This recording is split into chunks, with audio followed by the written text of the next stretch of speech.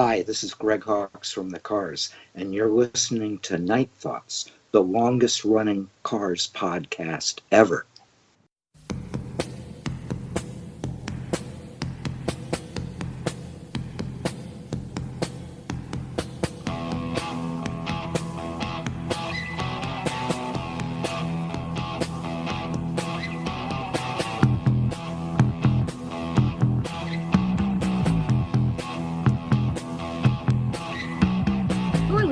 To Night Thoughts, the Cars podcast. The Panorama's #1 source for news, reviews, and thoughts about the new wave rock legends, the Cars. Oh, and a little bit of steel wool, sunshine, and rainbows. Welcome to Night Thoughts, the Cars podcast, episode 38. I'm Dave. My mommy thinks I'm a handsome little devil. And joining me is the scapegoat for all my misgivings, my co-host, my Robin Givens, my Ed McMahon, Donna the Sweet Purple June. Hey! Hey! I actually covered my mouth so I wouldn't laugh through your little intro. Really? I'll be darned. Hey, speaking of which, discovered on our last podcast, on episode 37, I discovered another great slow-mo moment, and it does have to do with Ed McMahon. It's your Ed McMahon laugh. Oh, no. Here we go. You know, I always tell myself I'm not going to just sit here and giggle through the intro, and I just can't help it because you always say something that I'm not expecting, and you know, not only the Robin Quivers, the other person that I remind myself of, sadly, is Ed McMahon and Johnny Carson.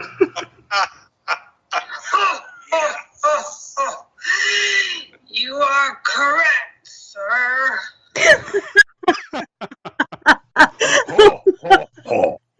Oh my gosh. You are correct. Oh, that's a good one. Oh, boy. But hey, of course, this week's episode is brought to you by Shake It Up Soda. Hey! For that new wave thirst. And by the way, that sound effect would also work for Dry Nights and White Satin. Listen.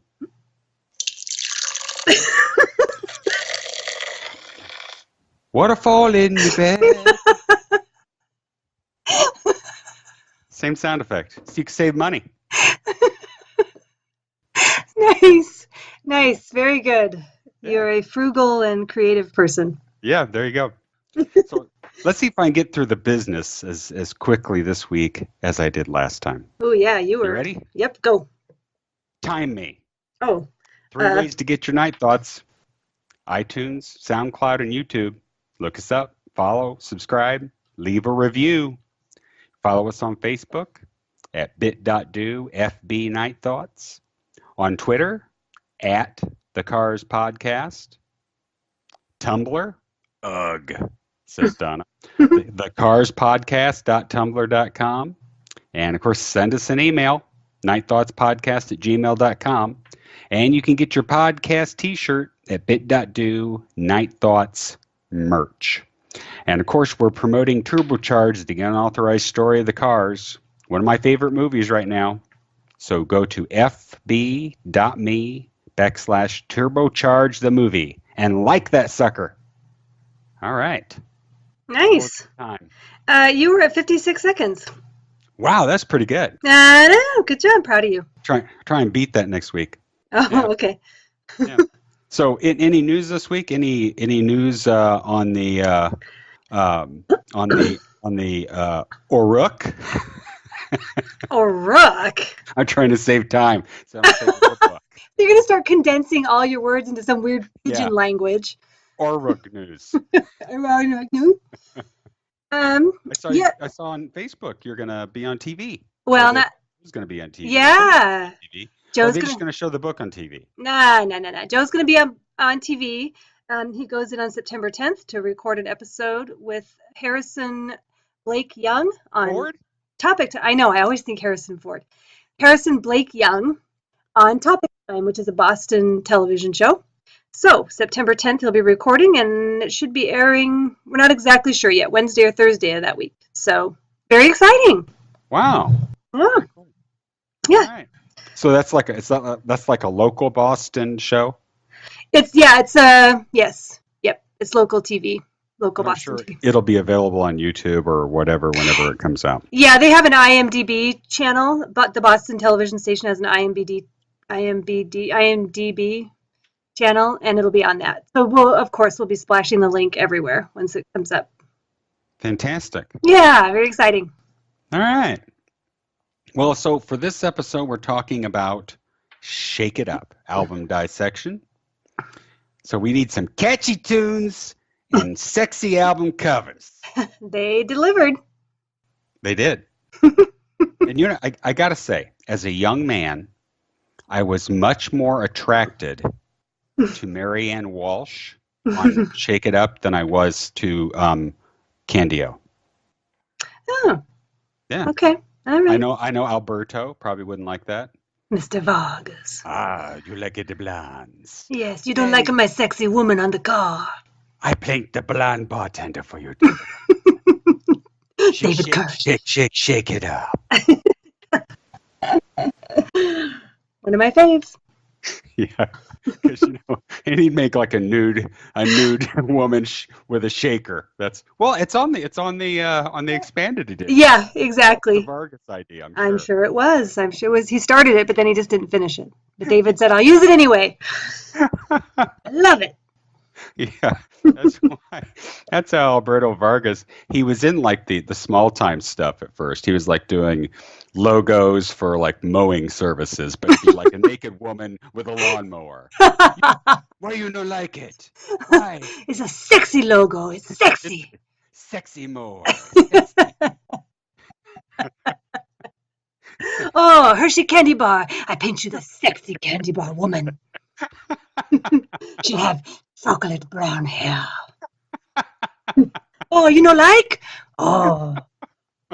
You know what? I love your impersonation of my impersonation of Vargas.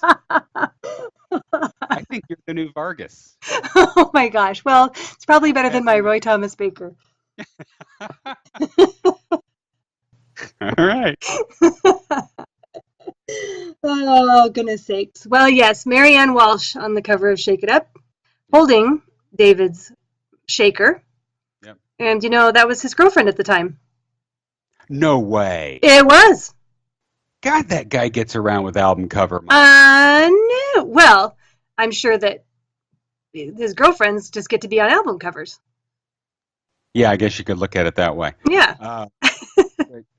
I've said before, since I saw the actual shaker in the Rock Hall, now I want one of those again. Because I gave everything away. Yes. One of those Shake It Up promo shaker pins. Yes. And holy shit, are the eBay sellers greedy asses? Oh no, are they pretty steep? Cheapest price I've seen is $30. I'm not paying $30 for a fucking pen. Yikes. Do it. Yeah, that's. So hey, anybody out there in Night Thoughts land, you got a shaker pin, couple of them or whatever? You want to get rid of one for a reasonable price? If you find something unique, you can trade it with Craig. Good. I bet you Craig has more than one. I bet he does, but the key is you have to find something he doesn't have. There's the rub. Oh, I totally have a lot that Craig doesn't have. Really? Yeah. If he's listening to this, he's going nuts right now. Well, Craig, DM me or PM me or whatever you want to call the M me, and let's make a deal. There you go. Let's make a deal, Monty. All right. So give us the facts about the album, Donna. You're so good at that. Well, I did do my research. Shake It Up was the fourth album released by the Cars on November 6th, 1981. It was recorded in their very own studio, Synchro Sound, located on Newberry Street in Boston. And you sound like a tour guide. And if you look out I'm in a bus in Boston. If you'll look to your right, ladies and gentlemen, you'll see Roy Thomas Baker in the producer's chair. They released, it was like a weird, we'll talk about it with each song, but it's like they had this weird release of singles with this album. The big ones were Shake It Up, which was their first top 10 hit. It went to number 4 on the Billboard Hot 100 and number 2, I think, on the mainstream chart or different chart. And then Cruiser hit 37, even though it wasn't officially released. It was a weird thing. Since You're Gone hit number 41. Think It Over and Victim of Love were also released, but I think Victim of Love, or maybe it was Think It Over. One of them was like in 1986 was when it charted, so it's strange. It went double platinum, the album, and I think that's all my back stuff. We already said that is David Shaker on the cover, and that Marianne Walsh was his girlfriend at the time. I think Color that's scheme, black and red. Yep. And Green. New logo, right? New logo, which is very cool. They released a new logo. Yep. Sexy album cover, like we've already discussed. Catchy tunes. Catchy tunes. Yeah, well, let's talk about that sound. Well, I didn't mean that to be like negative, but we mentioned last dissection that, they had taken this sort of left turn with Panorama, and then, I feel like Shake It Up could just hardly be any different. They're so far apart in a lot of ways. So they really kind of went back down the Y and off to the other side and went more top 40 and pop sounding on this album. Yeah, and this album to me is the most, if you say new wave, this was like at the heart of it all, of all the new wave. This one just screams new wave to me more than any of the others. Really? Panorama comes in a close second, but this one has that mainstream kind of new wave vibe to it. Even more than Heartbeat City, you think? Yes. Wow. Heartbeat City was pretty polished. And yeah, it was. We'll get to that in a couple episodes, but yeah, it was very 80s. Yeah. But old man Dave, I have to throw in my memories. Yeah, I was just gonna say, yeah. Getting this album on not opening day, on release day. Have to thank my buddy Ron at Apple Tree Records in my hometown, who let me know when it was coming out. I went with I can't remember how many friends, but it was a carload. We went over there. I got my album. I got my cassette. We played. I remember Ron saying, I said, "Well, how's it sound?" He said, "Sounds like the Cars." I was like, "Oh, cool." Oh, really? Okay. So we played it in my car while we drove around and just had a good old time. Huh. Did he let you trade it for some old scratched up Grease soundtrack? No, that was Musicland, whatever it is. Oh, okay, all right. Yeah, that was Musicland. Okay. Guy, this is Musicland shut down because it was in the mall. And because they had shady practices. Because they had shady practices, yeah. And then I started going to Apple Tree Records, which was a little indie record place that was in a strip mall that's near the mall. Nice. But yeah, so we got that, and this whole album just kind of, to me, still to this day, just kind of screams Greg and Elliot. Yes. Okay. Because that Cars sound that they talked about when in the new Cars days, they talked about they wanted to carry on and that they were kind of driving the sound of the Cars. This album's a perfect example of that, to me anyway. Okay. See, and I still, do you have more to tell about your memories of hearing it for the first time? Well, we drove a little while and we ran into Alberto Vargas. And he said, and what did he say? That album cover, it sucks. It's not sexy enough. It's not sexy. Why didn't you make a sexy album cover? I offered to paint it for David Robinson, but he refused. But David Robinson sucks. Oh! I trust him. He kept all the drawings for himself, that's why. Yeah. So yeah, Alberto Vargas was on a vacation in the Midwest Yeah. in November, no less, At the strip mall. at the strip mall, just hanging out, painting people. Yeah. Looking for his next model. Well, that was early '80s creepers right there. Because he was like 80 at the time. That's right. Oh, young lady, you're so sexy. Mom! That old man on the bench tried to talk to me. He tried to paint me. He asked me to lay on his car in a leotard. Ah. That Alberto. He's a wily one. You gotta watch out for him. Watch out for him. You know, it's interesting. To me, this is like my analysis of the sound of this album is the break, definitely the break between rock and, like you said, mainstream, or rock and pop. They were so much more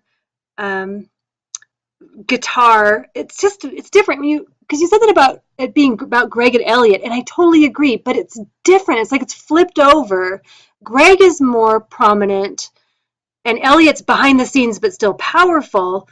Yeah. In this, starting with Shake It Up Forward, where in the first three albums, you had a lot of synthesizer, which was so perfect, but was really guitar driven to me. Yeah. So they moved from the rock genre into now this, like you said, new wave, mainstream pop, dancey type music. So to me, it's just this huge break, very noticeable. I didn't really like Shake It Up for a long time. Really? I just, it was like my second, like, well, it probably would still fall, I guess, in my second to the last. I think Door to Door is kind of my least favorite, but Door to Door and Shake It Up are real similar to me in that way. But yeah, it took me a long time to get used to Shake It Up. It really did, because I think because I missed that rock. I missed the rock aspect. Yeah. So Well, the other thing is that still Roy Thomas Baker does a masterful job producing this album. And it was his last one. I wish he was able to produce all of their albums, but, you know, this was his last one. And we know Roy Thomas Baker listens to this podcast. So, you know, Roy, I just want to thank you, sir, for 4 of the, you know, greatest Cars albums any producer could have done. absolutely. Yeah, it was a sad thing not to have Roy Thomas Baker carry on. And Yes. you know what? I think Roy Thomas Baker has better hair than that guy. At least according to Turbocharged. Oh my gosh, the turbocharged hair. Yeah. I don't know. Oh, Roy Thomas Baker was awesome in Turbocharge. Can't you just see us shifting over and just doing a Turbocharged podcast? I totally could. I could talk about Turbocharge 4 hours. This episode, we're talking about the second scene 2 hours later. That's right. And that was the second scene of Turbocharged. And it was Next hilarious. week, for the third scene. That's right. Or just character by character. You know, this episode we're going to examine Joshua. Yeah. Or this episode is the girls of Turbocharge. Well, hey, if our buddy Ken Mills can do separate podcasts about everything sucks, Yeah, certainly we can do a separate podcast on Turbocharged. I want to do it. The Turbocharged, the unauthorized podcast of Turbocharged. There you go. But see, that would have to be, we'd have to have visual. We'd have to be allowed to show, here's this scene, and then you and I just dissecting it and laughing our heads off. And No, we just act it out. We'll just act it out. and then it'd be like, people, if you don't want us to continue to do this, like the Turbocharge page so the DVD can be released so you can see the actual movie. Yeah, we could have our Turbocharge acted DVD out.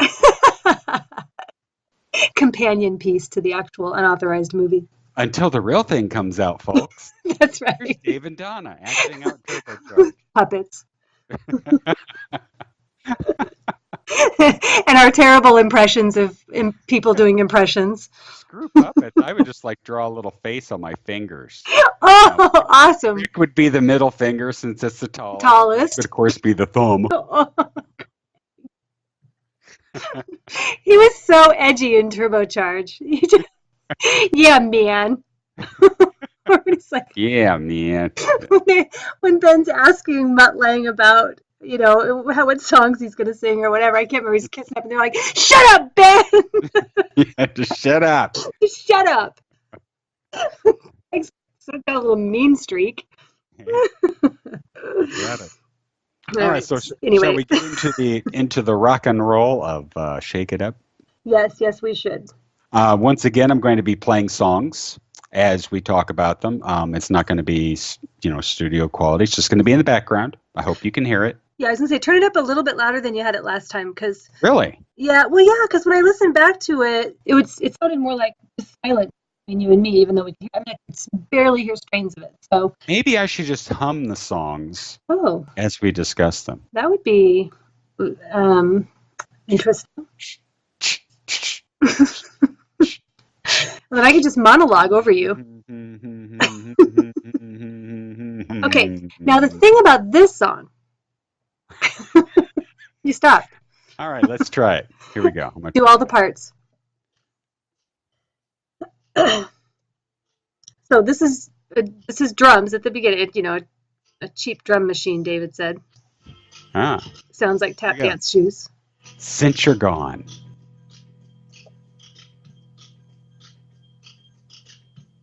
Love it. I always thought the song sounded like it was going to end up different than it did.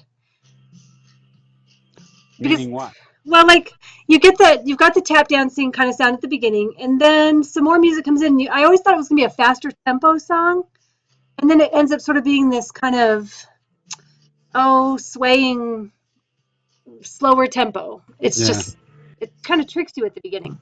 I always thought it sounded like when you had a turntable, if you didn't turn the turntable part on but had the volume on, you could spin it yourself. Yeah. And that's what the song always reminded me of. That somebody was just spinning it with their finger at a certain speed, and it really should have been faster. Yeah, that's good. I like that. I get that. Slows down. Yeah, it kind of has that underwater feel to it. Yes, it really does. Yeah, I totally agree with you. That's a good visual for me. This being Rick's favorite song, he's been quoted as saying. Really? Yeah, Since You're Gone. Said it's a good song, a good pop song. It really? Yeah. Huh. Yep. Okay. I can't remember where I heard it, but I heard him say it. Okay, so this part, let's see, right here, wait. Oh no, it's not this part. There's some lyrics where he said, I can't help it, I guess you better start. And then and then there's like background vocals, but then behind that he says another line, which I learned later the line is forgetting about you. But I always thought he said in the backyard. I always thought he said, I guess that you better start in the backyard is totally what I thought he said. Or just in the back. I always thought he said yard. And I think it's because the way the background vocals overlap him. I always thought he said you better start in the backyard.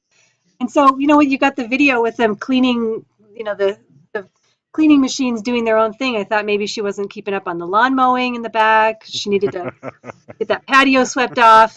It just wasn't happening. Yeah, no kidding. I just pulled out my inner sleeve of my album.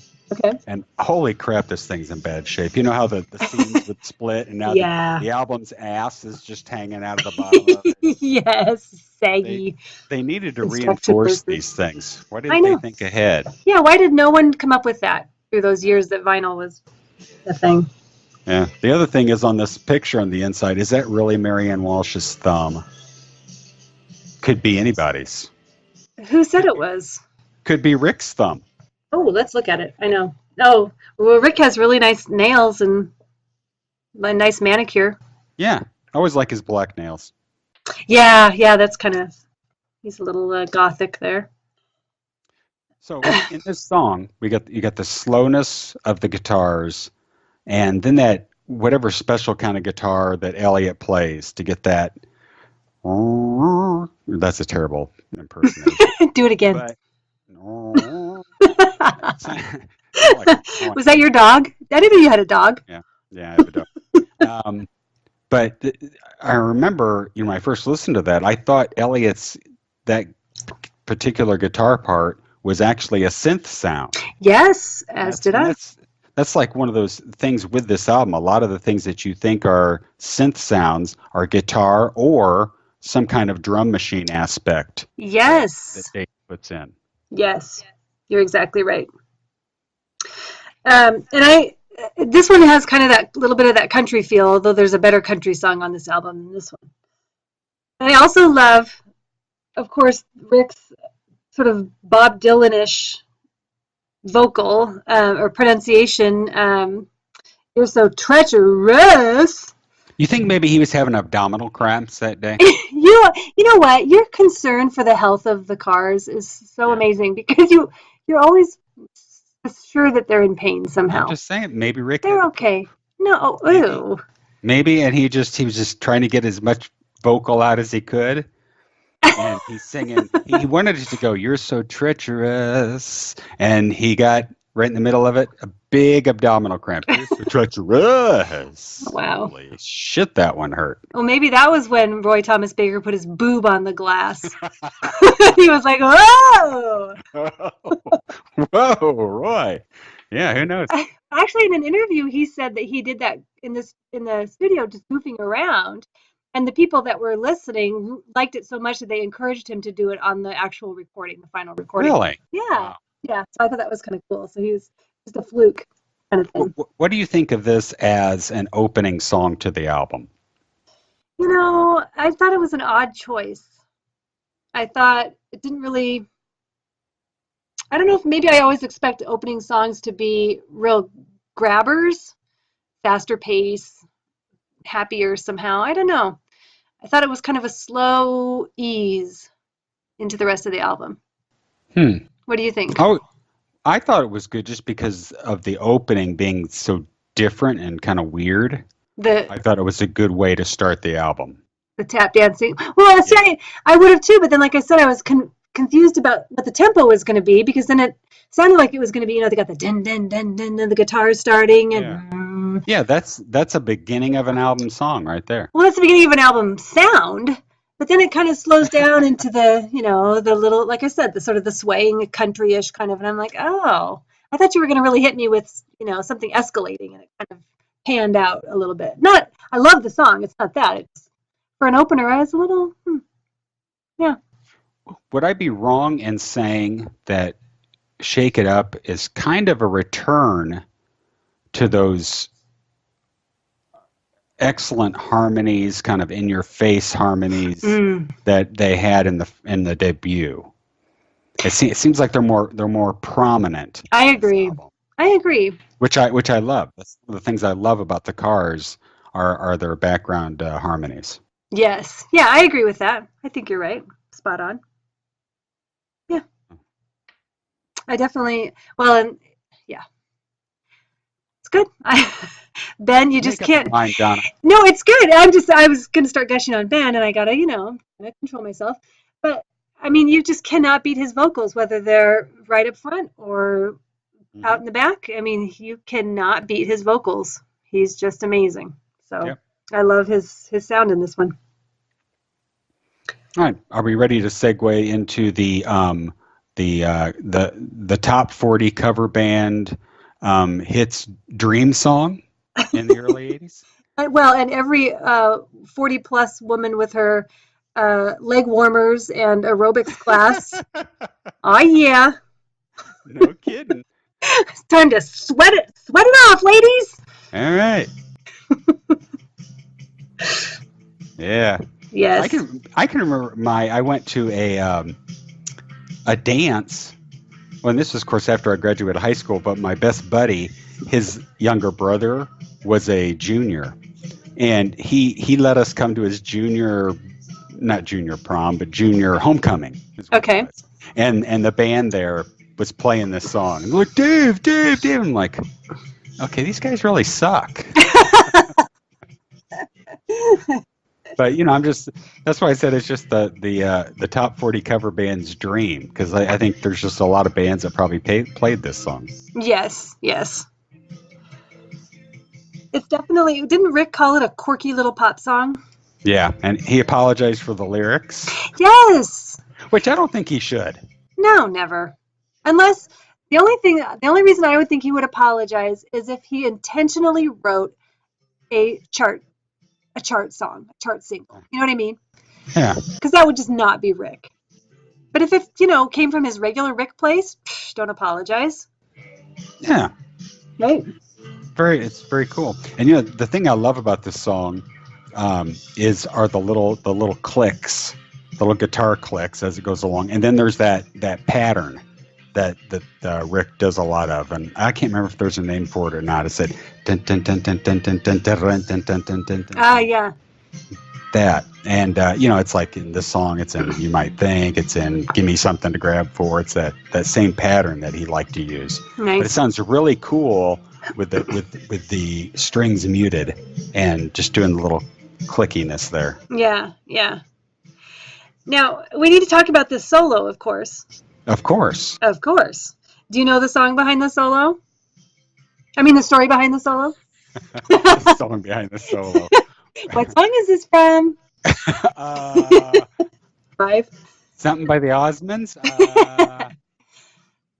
Well, on my favorite Elliot interview, Rock Solid, Elliot tells the story about how he, had this whole scheme in his mind about this. He actually played on the studio recording. He played the solo on 2 different guitars. The first half of the solo he played on a Fender Telecaster. And it was supposed to be, he said, this chicken pickin' sort of twangy part of the solo. And then they stopped the recording. He picked up a Gibson and did this wailing rocker type solo for the second half. And so they meshed the 2 together, and then, he said, of course, live, he only plays it on 1 guitar, but in the studio, he just has all this going on in his brain, that he wants to do. And so I thought that was really interesting. That was cool. The one thing that I didn't think about until 1985 was the background vocals with the go, go, go. Yes. Okay. And I thought when I heard Elliot's solo album, he has a song, I Want You, very low vocals. Okay.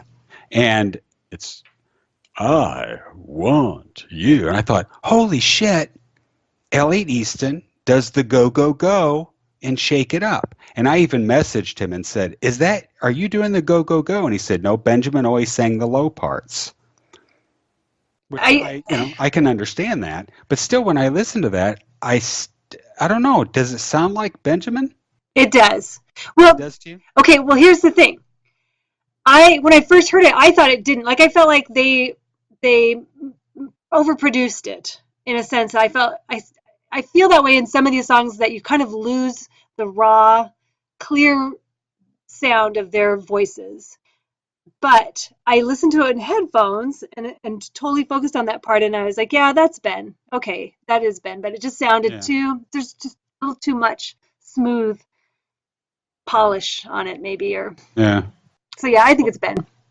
Interestingly enough, your half-speed Ed McMahon laugh would fit perfectly in there with the go, go, go. Oh my gosh. Dance all night.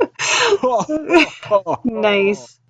Yeah, it would work. Right. We'll have to send it to David Robinson, so when he does his mall Santa, if he needs, if he's got a sore throat, he can just push his little sound effect button and it'll be me. Yeah, there you go. You got it. Yeah. And speaking back on the background vocals, Mm-hmm. that in this song, Mm-hmm. I mean, that just nails it. That goes right back to the debut album. Yes, to the You're All I've Got Tonight-ish sound. Yeah. Love that. Very much. Very much. Okay, should we go on and get depressed now? I love this song. I'm not the one. I mean, You have to understand, though. I'm the guy oh boy, who was not the one. I was the guy who was, it's an orangey sky, always it's some other guy. And yeah, this song was like, Aww. I'm not the one. It's definitely heartbreaking. Yeah. But I love it. It's so haunting and Yes. And from Greg's keyboards, Elliot's, I mean, oh man. yeah. But I never understood the need to remix this song with that drum at the beginning of it. I don't get that. It just in its state. I don't remember. You've never heard the remixed? Well, isn't it on the expanded version? Yeah, I probably have, but I don't. But in my normal playlist, I don't listen to a lot of the other versions. I mean, I do have some specific ones, but well, they basically put in that drum, kind of a drum fill before Greg's keys come in, and I just never saw the need. I see. It was kind of a George Lucas move, changing something that didn't really need to be changed. Right. The thing about this song, and a lot of the sound on this album to me is a real precursor for Heartbeat City. Not just the experimenting with the synthesizer, and not just that the synthesizer is more prominent, but there's just that certain sound that they really seem to bring out in Heartbeat City that you hear threads of here. And this song has that lush sound like showed up in Drive. There's just something about the way the synthesizer flows and moves, and the background vocals. It's all so full, Yes. It reminds me a lot of Drive. You are correct, sir. Ho, ho, ho. Yeah, and Greg's solo here. That's one of the ones that I had to play during my Russ Geller phase on my keyboard. I could kick ass on that solo. Nice. Just saying. Nice.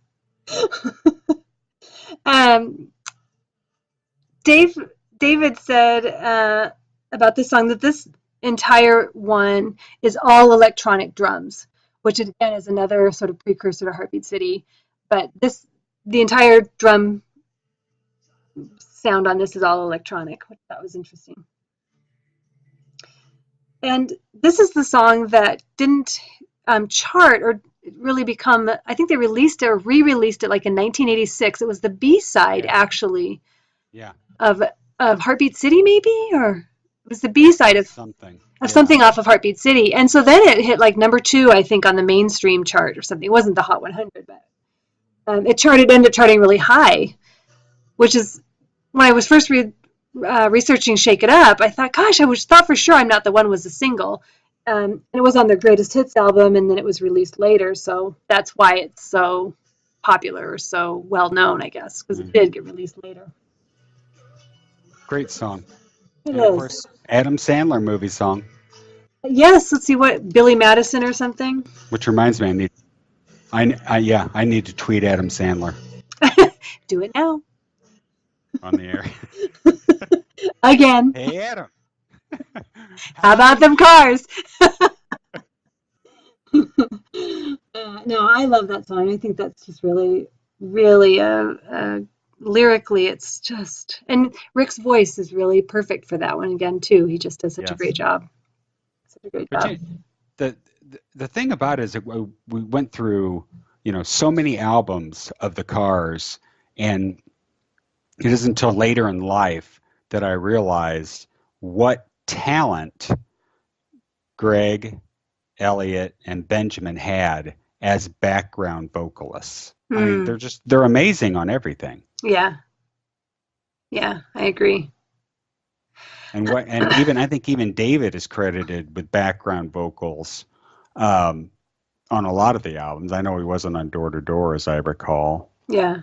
But let's take a look at this. Well, while you're doing that, I want to point out really quick, one of the things about this album, too, David said, I think in the liner notes for the expanded edition, recording this at Synchrosound, he mentioned was kind of strange because there was a lot of time when they were not all in the studio together. He said we never did another album like this, but they weren't all together as a band a lot of the time. It sounds like he said that was really weird and different. There wouldn't, and then also the other thing about this album is that, then to me this is similar to Door to Door, which of course we'll get to, but you do have this huge variety of sounds going from Since You're Gone, which is, we've already talked about that, and then you got the poppy, happy, shake it up, and then this, you called it depressing, but this very emotional, I'm Not the One, and then of course, we're going to go into these other ones, but they're all very, very different, more so than on their other albums, Yeah, I agree. Now, on the next song, Victim of Love, I got a personal story on this one.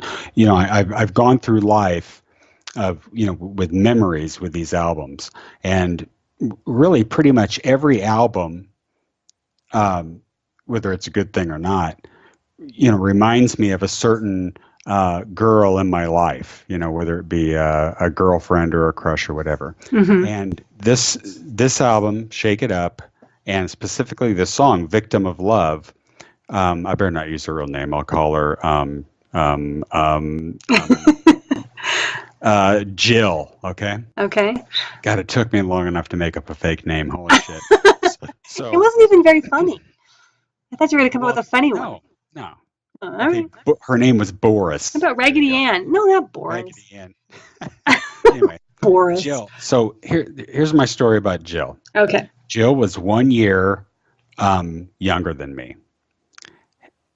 Cute as a button, and I'm not a real tall guy. I'm a short guy, and so I was always attracted. How tall are you? I'm 5'9". But and my wife is like, maybe 5'1". Oh. My wife's short, but anyway, Jill was a cute little thing, cute short little thing, and I had a major crush on her from afar in middle school. Okay. So, and this led into having a major crush on her in high school, but never talking to her because she wasn't in my class. It's just grade C, and you just kind of do that kind of thing. Well, right. Finally talked to her and met her the year after I graduated. So the year she was a senior and I had just graduated in a pizza joint. Okay. And got her number. Called her at like 8 in the morning the next morning, which was just ridiculous. Eager. And we ended up hanging out and stuff like that. But she had a boyfriend. Okay. And we even continued to, you kind of lose contact with people. And then we went to the same college together, hung out in college, but she had a fiance at that time. So this song always reminded me of her, and the fact that, there's this love that you have that you really can't have, Right. And the lines, in it just reminded me of the situation. She can have it or leave it. You better believe it. She's having fun on you. Not that I thought that she was, but, it just kind of struck a chord with me. When she's calling you out, you better run to her. There's quite a few times where she'd call me up. She was upset about something or upset about her boyfriend or what, that kind of thing. Yeah. I was friend zoned, but, it's just one of those kind of things. And actually the last time that, I saw her was at like a high school reunion. They had like a multiple year high school reunion, which is really weird to talk to her. Then we're old now, but so that's what this song reminds me of. Every Interesting. time I listen to it, it's like, okay, Jill, there you go. Hey, Jill. I think I was her backup. Hey, Boris. Yeah, you were like her. Backup. Yeah. Yeah. Like the fiance kind of, goes, and then I was going to be the backup. You were the plan B. Yeah. I think that was our game plan. I'm sorry. Yeah. What? To me, this song is so similar to like the lyrics of maybe Dangerous Type or Night Spots, these lyrics where they describe sort of these almost acidic type women who, they're in control and they know it, and you're Would just you sort say toxic? of well, I don't use big salad words if I can avoid it. But he's so much less oblique about it, or it's very straightforward in that this is how she's going to mess you around, Yeah. and you're just a victim. You're helpless. Yep. I love when he says victim at the beginning. With hand claps. Are there hand claps in this song? Yeah. Oh yeah, I never paid attention to that before. Hey, the hand claps, man. Yeah, they could work those hands. I don't know if you ever noticed, but and this is kind of stuff that I noticed when I am now listening to Cars albums with earphones, that Greg and Elliot have like the same flourishes at the same time throughout the song. Okay. It's kind of interesting. Interesting. Well, I definitely feel like I said, Elliot, the roles are kind of flipped in this one, and there's times if you listen to it through the headphones, you definitely hear all of these little things that Elliot's doing. Because for me, like I said, I looked at this as much more of a synth pop album than a rock album until I really dug in with my headphones and listened. Because I would think at times, what is Elliot even doing on stage during the song? Because it's nothing until he gets to the solo.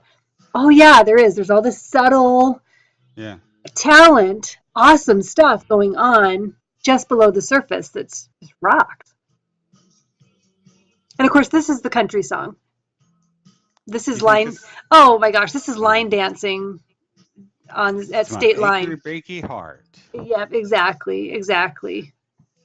Okay, I see where you're coming from. Yeah, how could to me it's like, how could you even deny it? It's so Stetson and boots and plaid shirts.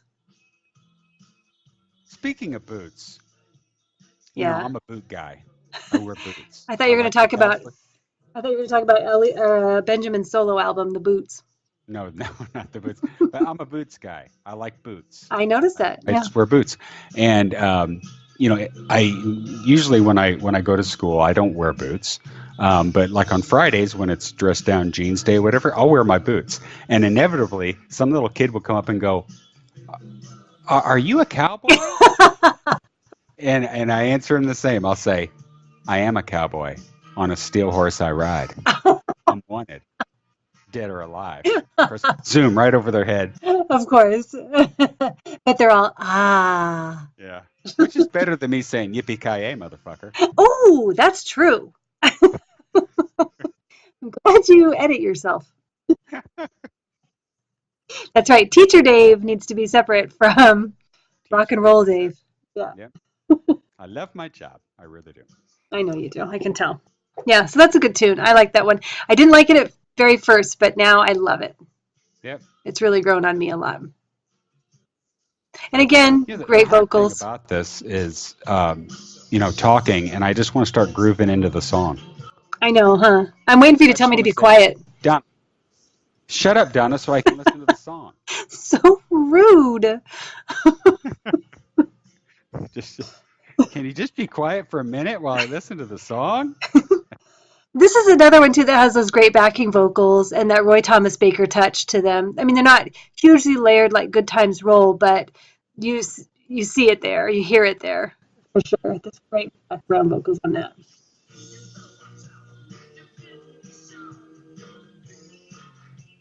I'm just listening, Donna. I know. I'm not live tweeting. I swear. Try not to interrupt you so you don't tell me to shut up. It's the first time you ever said that to me on the podcast. Shut up! Oh, yeah? Yeah. We ready to move into Cruiser? You are one pathetic loser. That's so mean. Ooh, Cruiser. We just segued into Cruiser. Yes, which is awesome. Awesome song. Yeah. Better live. Thank you. That was on top of my list. Yeah, but Benjamin's Cruiser. Oh, which he does more of in the live version. Yes. You don't easily get amused, do ya? Cruiser. Cruiser. Oh, Yeah. I love it. This song And- rocks. And I'll tell you what, when we get to the end of this song, we're not going to say a thing because I'll go on record by saying that the ending of the studio version of Cruiser is the best fucking ending to a Cars song ever. Oh, okay. Ever. Oh, it's like a mic drop, isn't it? Yeah, and I understand why they never duplicated that live. It kicks ass the way this song ends. Loved Okay. it. Well, remind me when it gets close. Just tell me to shut up. Shut up!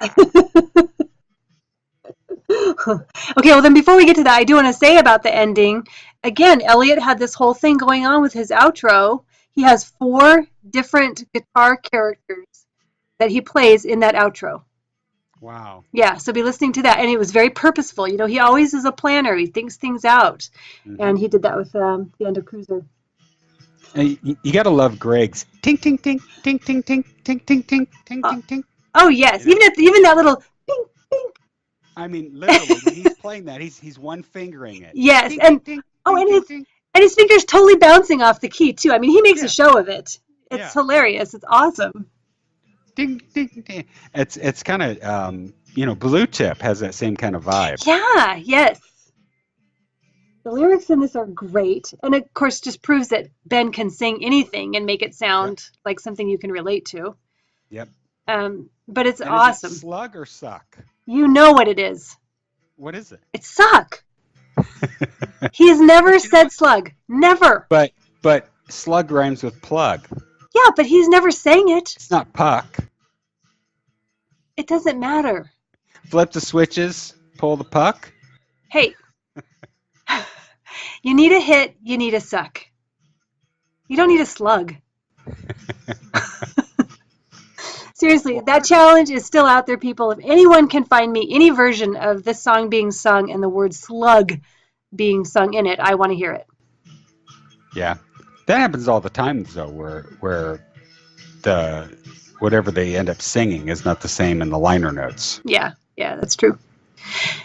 Now, on this song, in that same interview with Elliot, he actually said he played bass on this song.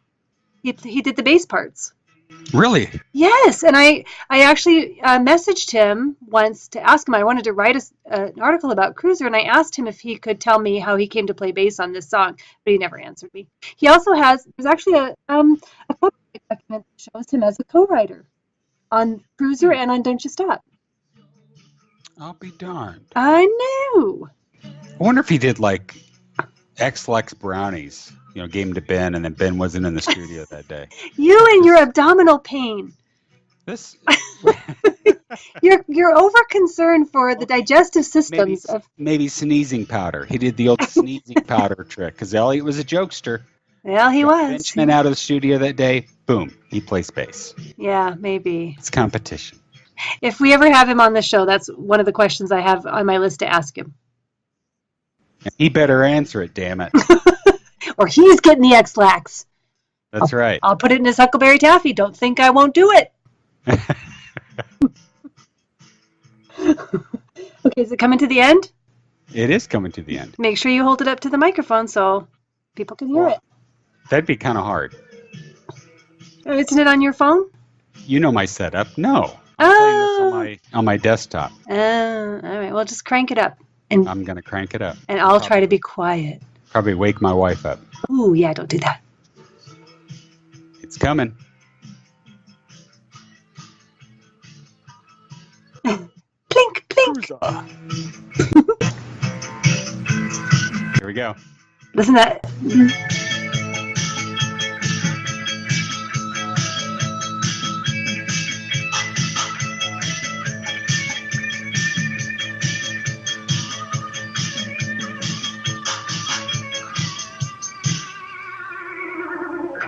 Mic drop. Awesome. Okay, so now we're turning it over for side 2. Well, and let me point out, that was the first vocal we heard from Ben on this album, Yes. which was unnerving to me Yes. at the time. Okay, so yes. So here's my thought, and maybe I'm bringing this up too early, but I'm just thinking this. Okay. First of all, you're starting off side 2 with a very slow song like you started off side 1. Right. I don't dig that. I think they could have easily ended side 1 with A Dream Away. Okay? Okay. Throw Cruiser as the first song on side 2. Then you could have had a Benjamin motherfucking or trifecta on this album. That's true. Am I correct? You are correct. You are correct, sir. I think that's, or they could have taken like Maybe Baby, which is a little bit faster, started it, and then put A Dream Away on the end of side 1, and then had the Benjamin or trifecta. Well, I think they should have let Ben sing one more song. True. And what they should have done was started the album with Cruiser. Don't you think Ben would have done better on A Dream Away than Rick? Gosh, that's an interesting question. It would have been different. I don't know. Do you really miss the that they took out when they did the final version of this? I do. I actually, when I was listening to this again, I was expecting to hear the monkeys in the jungle, the gorillas in the jungle. This song definitely has a jungle feel, even without the wildlife. Right, Thomas. Wait, Rick, stop. We have some special guests in the studio. It's the Fat Boys. We're going to add a little something to Dream Away.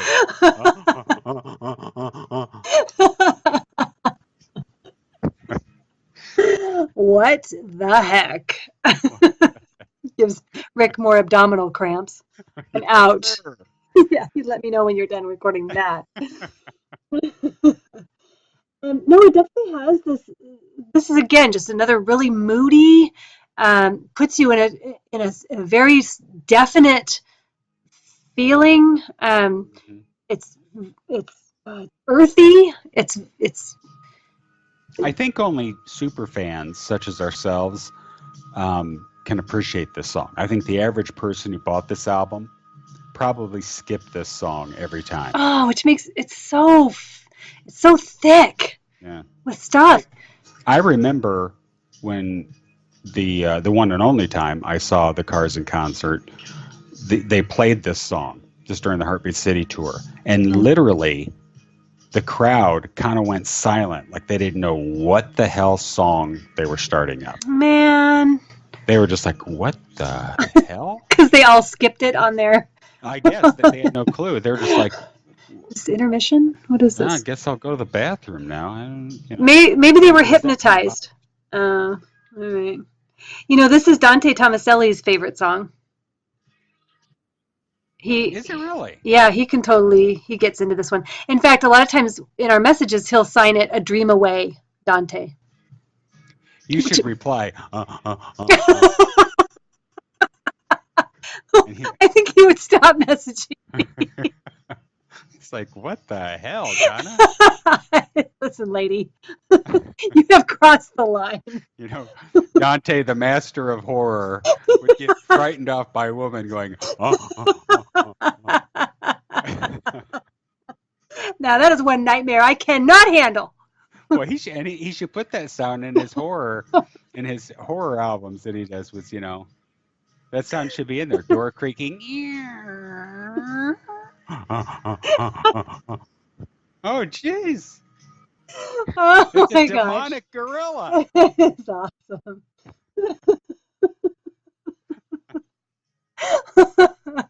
Oh, my goodness. Well, this is one definitely, too.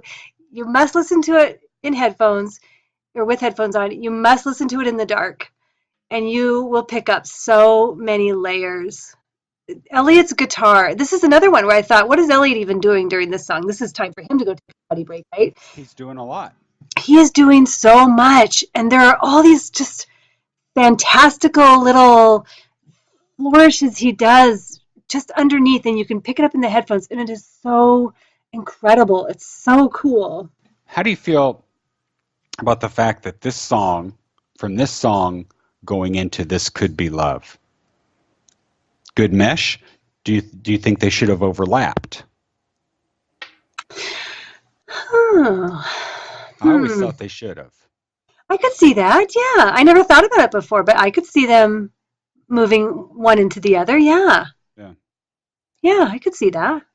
And This Could Be Love is more of a song that I thought Dante would be into because very ominous. Oh, he loves this one too. In fact, he just posted this on my wall this week. Did he? Yeah. Yeah. Yeah, he digs. I think I'm trying to remember if Shake It Up is his favorite album. I know he saw the Cars on the Shake It Up tour. I think that might have been his first concert, actually, was seeing the Cars during the Shake It Up tour. But I can't remember exactly. Because, of course, I know he loves Panorama, too. But, yeah, he digs this one. See, now, the feeling to me is you just have sort of this dreamlike state of Dream Away. But then this sort of moves into almost it's not creepy in a shivery sense, but it's, Yeah. I don't know. It's, No pun intended, but it kind of takes that dream and it starts turning into not really a nightmare, but just something yeah. Yes, more ominous. Yes. taking a turn. Exactly. And so in that sense, you're right. Having the one fade into the other would be a real audio treat, to just have the mood shift and change like that, because it would be subtle but definite. I could tweet RTB and say, RTB, how come you didn't have Dream Away flow into This Could Be Love? And he'd just retweet it. I know you would. Anybody else have an answer? Because I'm not answering it. What if RTB has no clue that you can answer tweets? The only thing you just press this little circular going around and round arrow thingy. That's all you can do on Twitter. He may be pressing that and like talking into his phone. For all we know. Hello, everyone out there in Twitterland. Well, the thing is, I'll answer all of your Cars questions now. We'll be on for the next hour. Retweet. I would love to have control of RTV's account for just 15 minutes.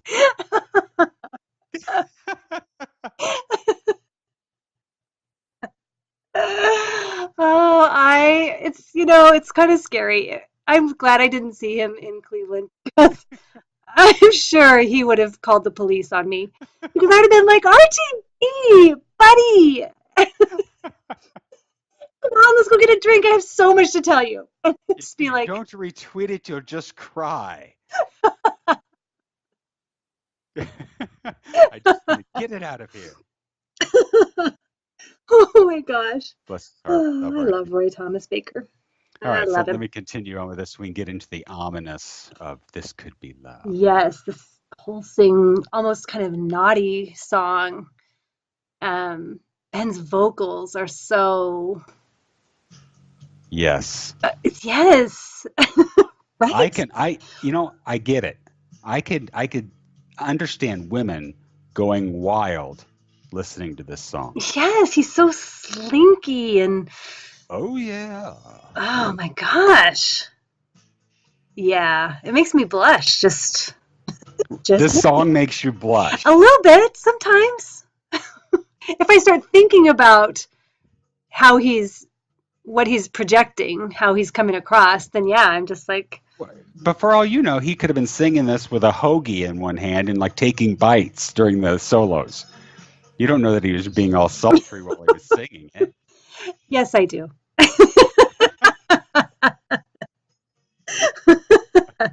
In fact, I have a quote. I know exactly how he was singing this. Really? I do. Hang on one split second.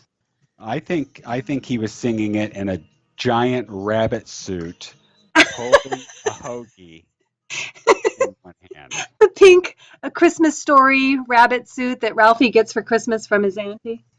Oh, no. Ben wouldn't wear pink. He'd wear like a leather rabbit suit. Because Ben was cool. Well, he says something about dressed in pink in the song. Oh, that's true. Maybe Rick made him wear it. Me.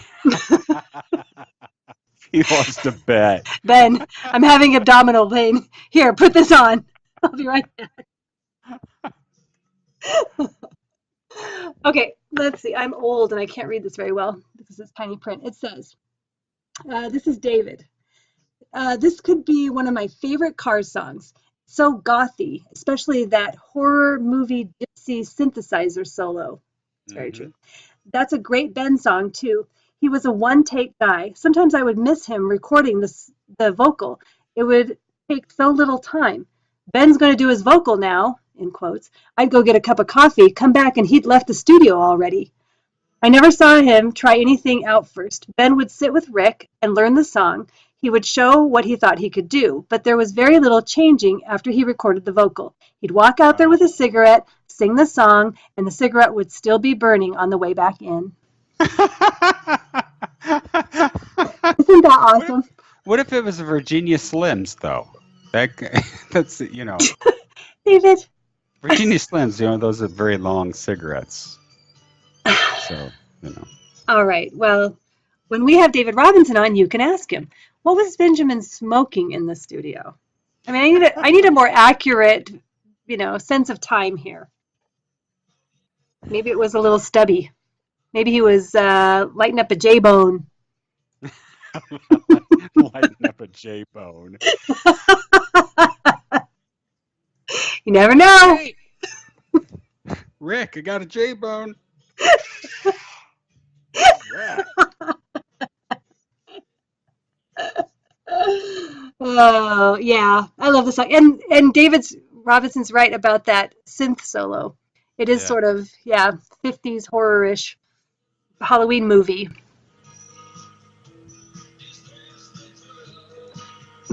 His voice. I'm just grooving, Donna. I know. I'm not live tweeting, I swear. Well, I'll find out later when I get on Twitter, won't I?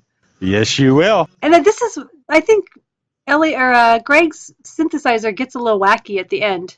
Yeah. He kind of I don't know if he's. It doesn't seem quite as controlled and I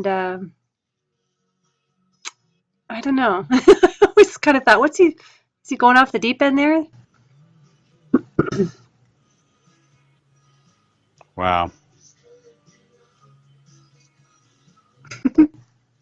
I love listening to these albums just because the memories they bring back for me, but yeah, it's just incredible.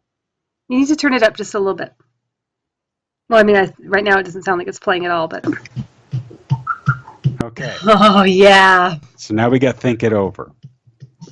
And here's my thought on Think It Over. Okay. When Greg's keys start, right in here, my first thought was, okay, this sounds like that pop music song. You know what song I'm talking about? Hey, pop music. Pop music. Talk Pop about music. pop. Yeah, I know that song. Is that by music, M? pop. Yeah. Yeah, I know that. Yeah, which was already out when this album came out. So I thought, it's like pop music. Yeah, kind of. But then, boom, Elliot's guitar kicked in. Mm-hmm. And I was like, shit, this song kicks ass. And the cool thing about this album is it was set up very left and right channel, Yes. raw like that. And I would take my car speakers and just turn them all the way to the left. So I couldn't hear the lead part, but would just hear the rhythm. Yes. And then I would do the opposite. And it sounds like a whole new song. Yeah. That so cool. Yes. Good Times Roll is like that too. You can make a whole different song out of Good Times Roll by taking one headphone off your ear. And I really love this. Ben's got this whole Elvis thing going on. It's very 50s, rockabilly, popish, dance craze kind of thing. Something you'd hear on the Ed Sullivan Show maybe, except for that synth. You know what I mean? That's what elevates it and sets it into modern in 1981. Otherwise, it was just such a sock hop. Not quite sock hop, but you know what I mean? That older style. Well, Benjamin doesn't play bass on this song. There isn't any bass in this. Well, there may be, but he doesn't play. When they played on, was it Fridays? And he did this song? Yes, but I thought that was a... He stood there awkwardly, just with one finger on a keyboard off to the side, and in case he got the motivation to dance or whatever. Let me tell you, what the deal was. as a But, I Benjamin mean, fan, there was He nothing didn't look awkward. comfortable. He did not look comfortable. Oh, he knows how he looked. He looked uncomfortable. No, was he didn't. No. See, I gotta disagree with you on this. The man was uncomfortable. I don't think so. He looks more uncomfortable singing "Thinking It Over" live than he does in "Too Hot to Stop." No. Yes. Nope. N-O. No. Do not. You didn't see him like doing the finger gun pointing thing when he did "Think It Over," which I would have done because he had an extra hand handy. He didn't have to. He had his hand. One finger on the keyboard. He could have went "Think It Over" and then and a wink. No. And a wink. Did you see how his hand was on his hip and he gave you that smoldering look to the camera, like when he said, "What's it going to take to be your Valentine?" And then he's all, and every woman in the room fell over. So obviously this comes off different to men than it does to women because he looked very uncomfortable. Oh, no. But no, he was working it, according to you. Working it. Absolutely. Wow. Now, about that instrument, though, I thought that was a bass type instrument.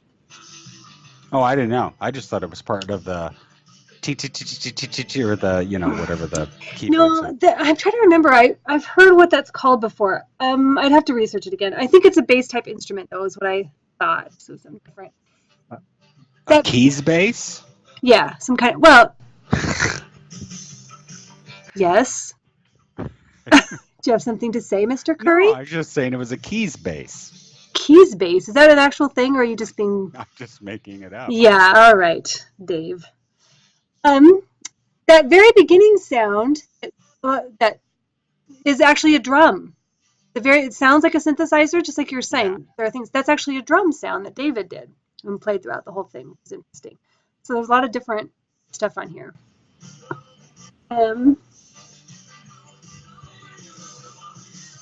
Great ending to this, and this being the only song that flows into another on this album. Yes, you've got that mesh going on. Elliot's guitar is just top notch on this song. Yes. Oh, they just rock.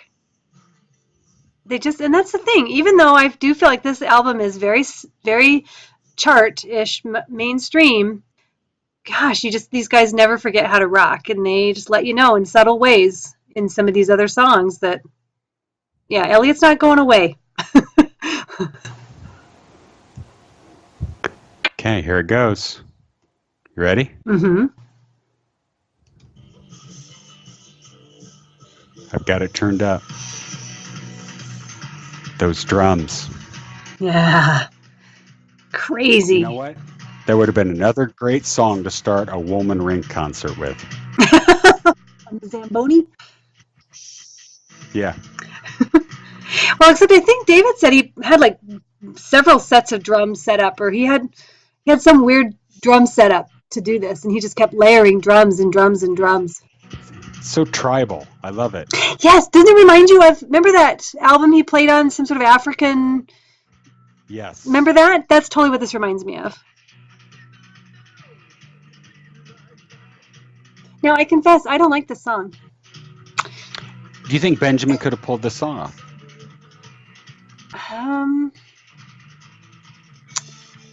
Probably. I don't know. I don't listen to it enough. Because I love the drums in and of themselves, and I love to listen to it in headphones and listen to David's drum parts. But it doesn't make the song for me. It's too overwhelming with the vocal. I always just like this song just because of the shout out to Buddy Holly. Meh. But the drums always made this song for me. Well, and to me, this song is just all drums, which is fine, but I'm not often in the mood for just only drums. I can't really just pay attention to anything else because the drums are so up front. And I love them, but yeah. Do you skip this song when you listen to the album? Yeah. Oh, yeah. I'm sorry. Seriously? I do. I just don't.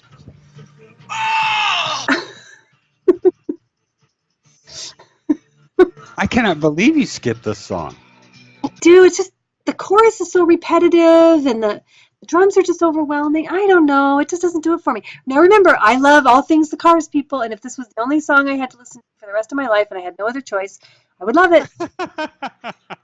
But yeah. Yeah.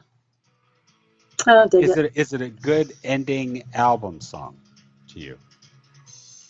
Well, to me, it's not the song that ends the album. Get over it because I always skip this song. Well, there you go.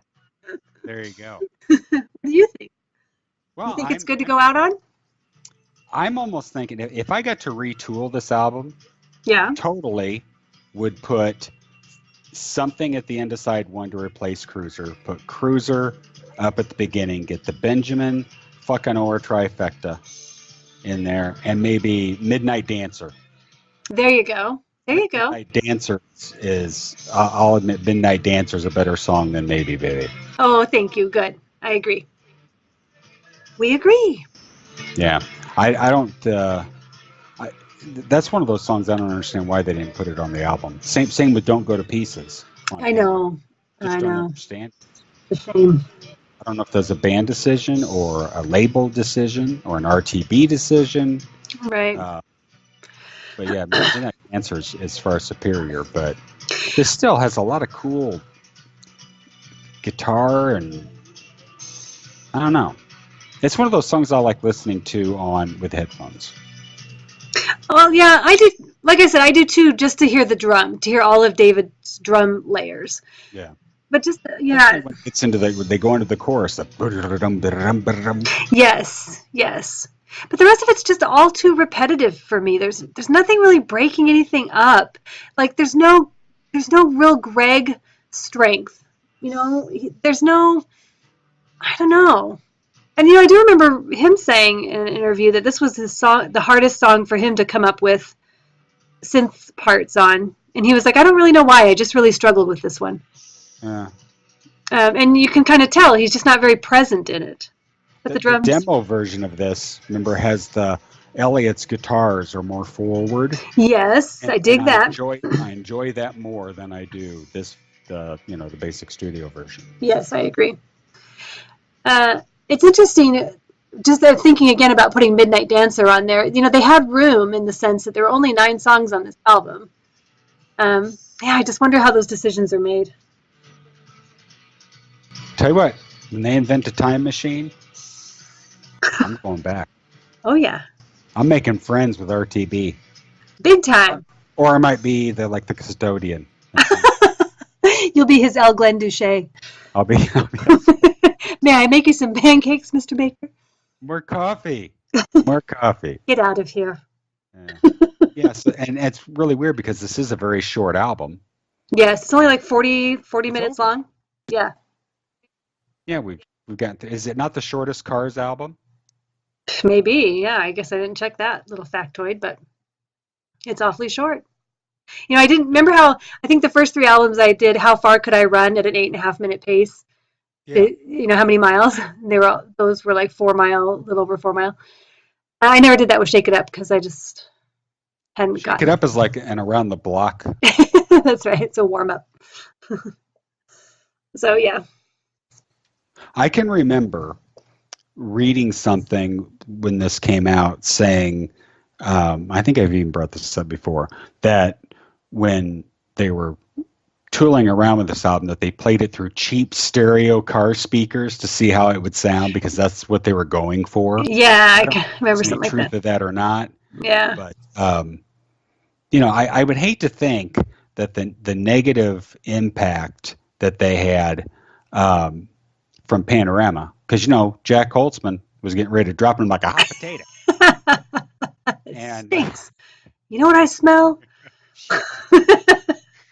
that they would go to that, because they're big fans. They may have lost some mainstream fans with Panorama, and this was a song, not the song, but this was the album that brought them back in, right, in the good graces. But I don't know if I believe something like that they were listening to it out of cheap car speakers and yeah. Yeah, I don't know. But they are catchy tunes. Oh, that they are. And you know that album cover right in there. Sexy album cover. One thing I wanted to say about Maybe Baby before we completely close it is that guitar, Elliot's guitar in that song, it's like Clint Eastwood guitar.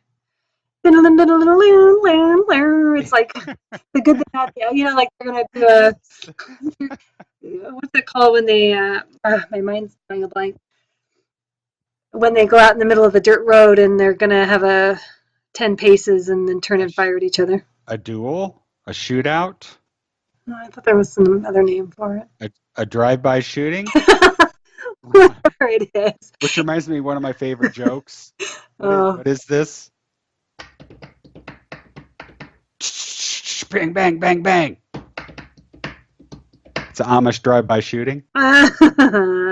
Grown. I love that joke. It's a good one. It's better than get the flock out of here. That's kind of the measuring stick for all your jokes. Get the flock out of here. Hey, I thought you're supposed to be my Ed McMahon. Oh, Amish drive-by shooting. Holy shit, you failed. Oh, that I did, sir. Is that better? Yeah. Hey, this sound effects thing we've got, it has a Dante Tomaselli sound. Ooh, let's hear it. Check this out. That sounded like Hell's Bells from AC/DC. You know what? I think this is Dante's his doorbell. Oh, someone's at the door. Wouldn't that be so cool?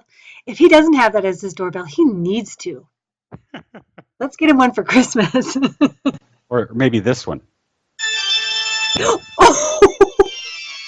That's his ringtone. I bet you that's Dante's ringtone. I hope it is. Dante, if it's not, make some changes, my friend. That is awesome. All right, so we've gotten through the album. I guess it's time for some midnight scroll. Hit that beautiful scroll. Here we go. Take me apart 'cause I'm out of control. Send me a letter on a midnight scroll. All right. So we've got a couple midnight scrolls here, Donna. Hey, you know what I figured out, Donna? Tell me. So that I don't have to make shit up. We have more than just nightthoughtspodcast@gmail.com to get comments from. You know, we've read the reviews off of iTunes. Right. But I figured out that sometimes people leave some pretty cool comments on YouTube, and they leave some pretty cool comments on SoundCloud. Nice. Yes. Okay. Yeah. So my comment that I have, or my email, my part of the Midnight Scroll, is from our buddy BB, Superfan BB. Hey. Yeah. Okay. Basil, who by the way has been rocking a Night Thoughts T-shirt in the studio. Yes. That's pretty cool. It's very cool.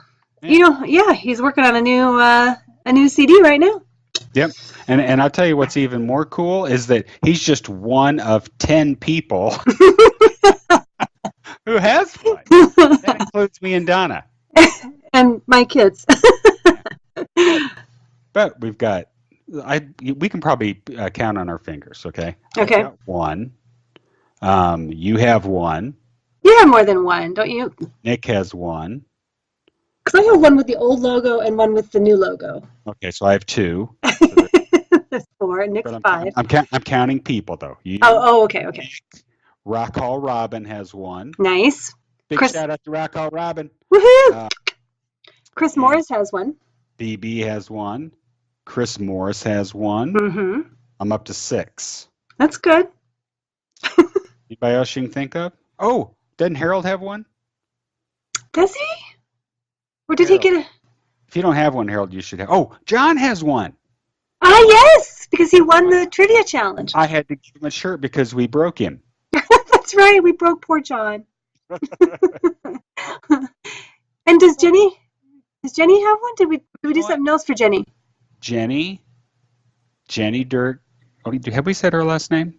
Well, I've posted it in my show notes. Jenny Jenny Durgan. Durgan. I think Jenny was gift shy. And he Ah, kept skirting around the gift. Jenny D. Yeah, and you know what I think it is? Genderama. I know you've met her in person, but I'm sure she did something cosmetically. I think the thing with Jenny is she didn't want a shirt because, in fact, she can't wear them because she has no neck. Oh, what? Jenny has no neck. She removed her neck? She doesn't have a neck. She has nothing for the neck hole of a shirt. What are you I think the heck? it's yeah. I think she just wears wraps. I think she doesn't. She Yeah. doesn't wear shirts. She Jenny wears wraps. like sports tops because she likes to show off the big tattoo on her back. Oh, really? What kind of tattoo does she have? I don't know. I'm not that funny. I can't think of things off the cuff. Oh, It's wait, a big. you're It's not the serious. no. You're serious. I It's thought the Jenny- tattoo of the USS Constitution. No. Wait, does Jenny have tattoos? I don't remember. I just took a picture of the back of her shirt because she had this really cool Benjamin Orr shirt on when I saw her. Oh, So I okay. took a picture of her back, and then we were I joking bet Jenny has a tattoo. Jenny's cool like that. I could see her rocking a tat. Yeah, Yeah. Do you have any tattoos? I Do you have don't. like a tattoo of Huckleberry Taffy? On your arm? No. Remember, I used to have Ken draw the Cars logo on me in black Sharpie, Yeah. like it was a tattoo. So I had Yeah. fake tattoos. Okay. Do you have any tattoos? I do. I have one. What is it? Oh, is it okay for me to ask, or don't tell me where it's at? It's on my arm. It's on my left shoulder. Oh, all right. When I ever see you in person, Donna, I'll show it to you. It's a Chinese script for teacher, but literally interpreted, it means old master, Oh, which is why I got it, because I love the fact it says old master. like Mr. I- Miyagi? When I was young and foolish. Yeah, I got it when I was young and foolish. It was a 40th birthday present that I got myself. Oh, okay. Oh, okay. And I still need to get something on the right side, and I can't decide between Star Wars, St. Louis Cardinals, or the Cars. Well, you're just I've never gone through with it. start working on a full sleeve, dude, and you can have all three of them. Those don't go together, man. You can have Yoda right on your bicep. Well, I've been thinking about Yoda, but or like the Rebel Alliance logo. That would be kind of cool. But still, I want to do something. You know what? If I could get Alberto Vargas tattoo my arm, David Curry, I draw you the sexy tattoo. you- your arm will be the sexiest part of you. My It will be the only sexy part. You cover everything up except your arm. Oh my gosh. Anyway, back How did to we the get midnight stroll. How Yeah. did we get on this? I don't know. No. We were talking about our super fan BB. Oh, we were talking about him BB. being wearing our shirt in the studio. Yeah. Okay, go ahead. Which, by the way, while we're talking about BB, that debut album of his kicks ass. Yes. I cannot remember the name of his next album that he did after that. Well, I think he has. I thought he had like 3. 3 or 4. Oh yeah, 3. His most recent one I think is called Exceed. That's X. the one. I have to get that. I've listened. I know. Listened to it on SoundCloud, and it's awesome. Yes. Awesome album, and I need to get it. I'm into CDs now, Donna. Yeah. Just because, at one point I was like, man, I got all these CDs and I got all this stuff digitally and blah, blah, blah. But I prefer the sound of a CD than playing, through Bluetooth from my phone in my car. Okay. CDs just sound better, to me anyway. But yeah, so I got to get that on CD. Yes, I definitely want to get that too. I really do. That he has that one single out that is it called Change? I wouldn't change a thing, or wouldn't change a single Yeah. thing, or something. Gosh, I love that. I love that song. I love that video for it too. Yeah. Yeah, it's cool. And I think BB's working on a new intro song for us. Really, for the podcast? I wonder what he's going to rhyme with Dave. Well, Donna. he'll probably have the phrase "chicken bowels," in it, because that's a good joke between us. And I hope he says, I'm not your, what did he say that had to do with a BB? Remember his lyrics? I'm not your BB ball or something, your little gold. I'm not your little metal ball. Maybe that's what it was, yeah. Something that. Oh, I can't wait. All right. So let me get to BB's thing. Yes, He left this comment in the SoundCloud. Said, I'm reposting here in case of a loss of comment on YouTube. He's been banned, I think. No. The Dark Horse legacy of Panorama always gets us diehard Fanorams scratching our skulls. I remember buying this vinyl masterpiece on August 17th, 1980. And Dave, I was a pudgy 14-year-old. Hey, me too. That could just not get enough. I too thought Rolling Stone and most deaf reviewers, I know of many, what's up, Jack, who are horrid, failed musicians, just poke something they can't understand. It was a way ahead of its time, and some mucky art damage types will never get real art. I related as a geeky 14-year-old that this was angst and rebellion throughout, as well as the passion and the slings of that lovelorn loner heart inside Rick. From Panorama. Wait, read that sentence again. The passion and say it again. He says, this was angst and rebellion throughout, as well as the passion and the slings of that lovelorn loner heart inside Rick. I love that. Yeah. Well, that's why he does what he does. Yeah, he writes songs. He's a writer, yeah. Wow, I love that. Okay, go ahead. From Panorama to that ending knockout punch of Up and Down, it is indeed Donna, the greatest. I read that wrong. And did he mean to say that Donna is indeed the greatest? I'm reading this like Elliot read his rock all Just go on. From Panorama to that ending knockout punch of Up and Down, it is indeed Donna, the greatest. Okay. So he's not going to be the greatest. I'm sure he meant to. Go on.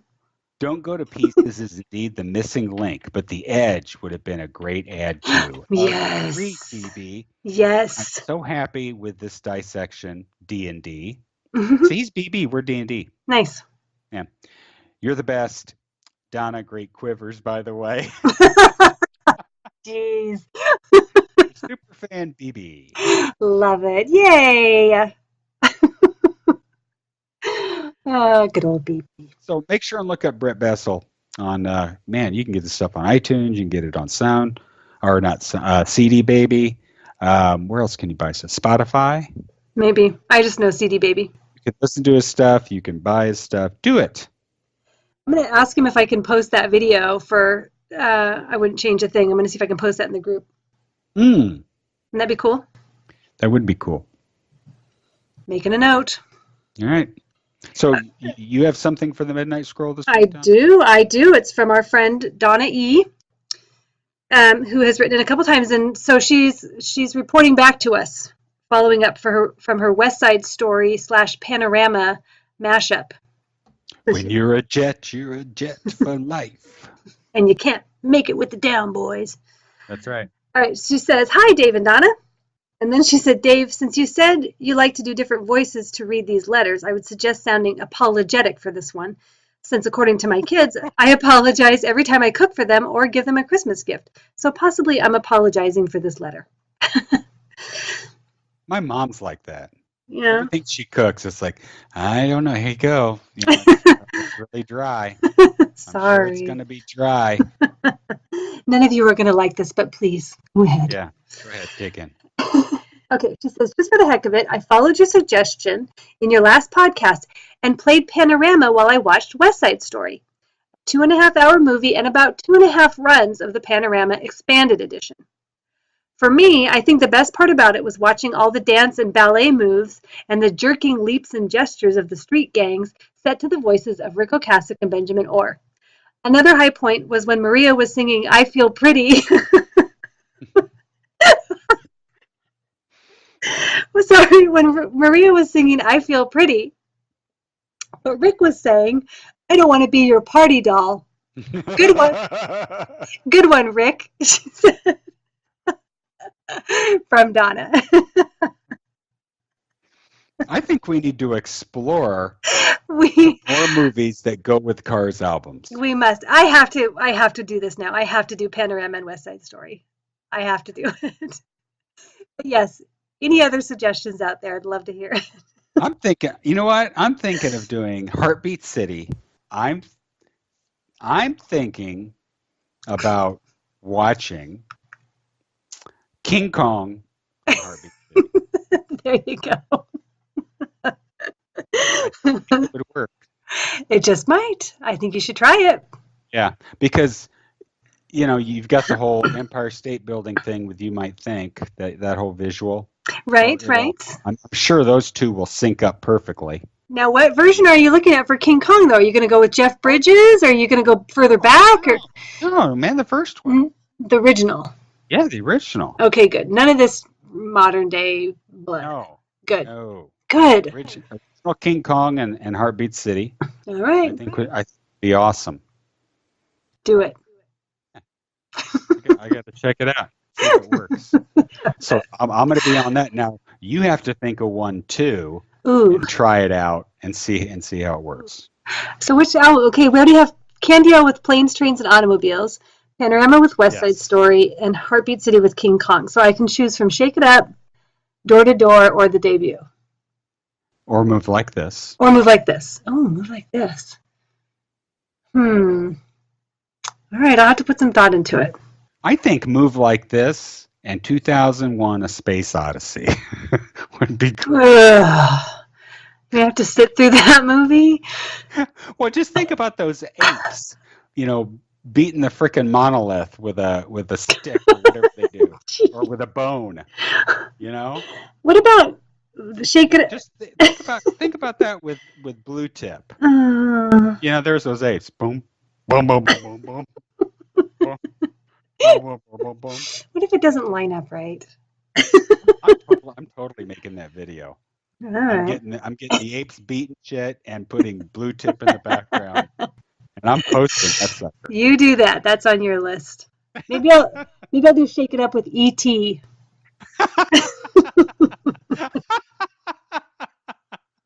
It's just a dream away, Elliot. It's just a dream away. Go, go, go. It's Elliot. That's right. Yeah, that's awesome. I like that. Okay, so somebody out there in the Fanorama needs to think of what we're going to pair up Door to Door with, and then we'll just have this like a big movie marathon and just do it. Yep. And sorry, I just hit my mic, so you get a big glitch on that. All Because right. we are quality podcasting here, folks. Oh, yeah. Podcasting. Yep. All right. So, Donna, Yo. where can people find you? Oh, people. If you want to find me, you're going to have to come to Twitter. I'm at Sweet Purple Juice. You know what, though, really, Dave? It's so silly right now. I am so not present anywhere right now. Really?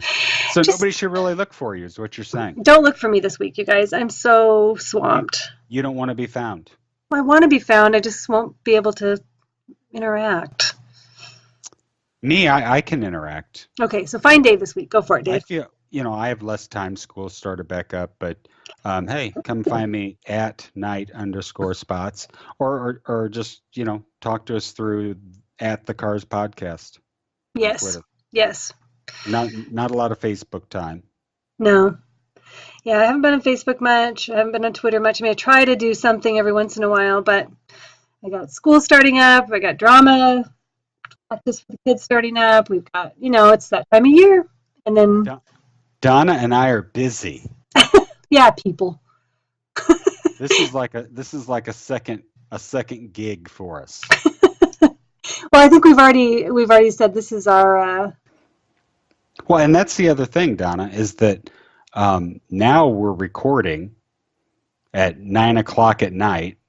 Yes. right For me, now. 11 for you. Yeah, and we're both brain dead. I know. this point. I know. And so, yeah, it's just, yeah. I'm trying to think of that. What is the word? Because I will edit this out. What is the word for? It's like not like a dirty little secret, but it's like that. Your guilty pleasure. That's what I was trying to think of. Oh, this is our guilty pleasure. Yes, this podcast is our guilty pleasure. So we have all Oh. these busy lives going on, and then we get to sneak away And do this. and do our podcast. Yeah. Well, yeah. I mean, I'll be honest with you. Probably the most relaxing part of my week this week was last night when I put the earphones in and listened to the Shake It Up album Mm, while, doing show notes. I yeah. was just in my own little world, and Yeah. Just a nice you do. escape. Yeah. Yep. Yeah. I agree. I Yeah. agree. So don't look for us, people. We're not going to be around. That's right. You're on your own this time. Yeah, you're on your own, folks. There you go. But we will be back in a couple of weeks with a whole new topic. Yeah. Something different from album dissections. Yes. And honestly, remember podcasting is smoke and mirrors? We have no fucking idea what we're going to do next time yet. I was wondering if you were going to be transparent about that because I'm thinking, Oh, we're what totally are we doing? transparent. We have no fucking idea what we're going to do. But something very cool, I'm sure, Oh, whatever yeah, it always is. cool. And funny. Always cool. So, hey, write in, leave us comments, leave us reviews.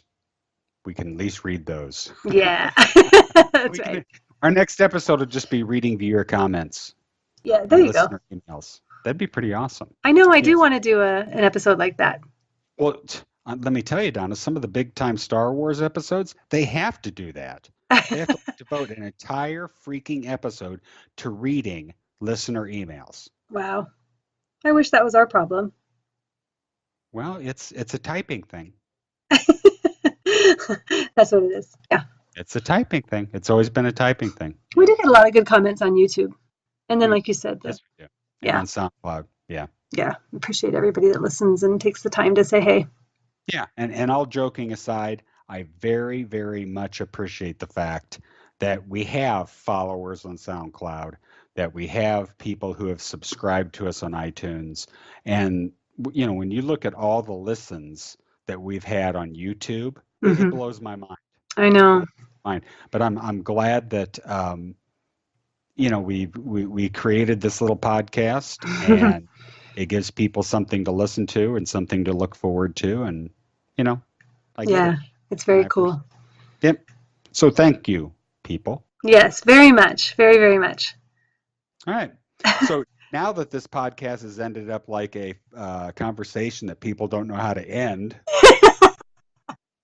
So, it's like we're the relatives and we're standing in the doorway and we're still talking. Just leave. I can't remember if I ever told you this story before, but Ken's brother Dave used to live with their Uncle Steve. And Uncle Steve's just really abrupt, just very, say what's on your mind, and just not really a lot of concern for other people's emotions. And one time, Ken's brother Dave was visiting Uncle Steve, and Uncle Steve, like they were sitting there talking, and the TV was on, and they're, Aunt Nancy, and they're yakking it up. And all of a sudden, Steve stands up and says, "If I was visiting somebody, I'd be leaving about now," and walked out of the room. I had a buddy like that we'd be over at his house and it'd get to be late 11:30 midnight, and all of a sudden he would just get up and say, but you guys, I don't mean to be rude, but I want to go to bed. It's time for you guys to leave. Okay. Okay, dude. At least he said, "I don't mean to be rude." Uncle Steve just got up and Yeah. walked out, turned the lights off on his way out, and night off. Yeah, I'm going to bed. You guys let yourselves out. That's right. Alrighty. Well, See, I know I got another story. You can cut this out if you want. I don't care. But the difference between my family and Chris's family when we have holiday stuff, Chris's family is like they come over, they eat, and you can set a timer to them. By the time they get finished eating, half-hour tops, and they're gone, man. They're Oh. gone. My family lingers and lingers and lingers to the point you're thinking, when are you going to leave?